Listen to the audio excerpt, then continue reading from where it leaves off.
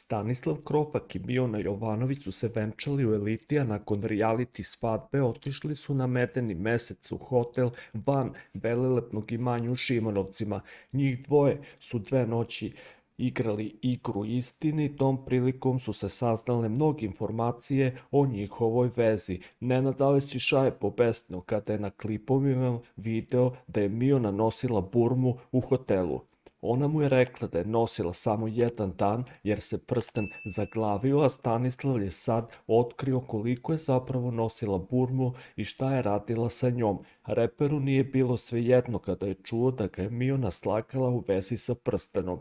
Šajan noćas tražio od Mione da mu preda prsten kako bi ga bacili, a ona se pravdala time da ne zna gde joj je nestala burma. Zadrugari su komentarisali da između Mione i Stanislava i dalje postoje emocije i izgledalo je kao da se međusobno pravdaju za postupke koje su načinili.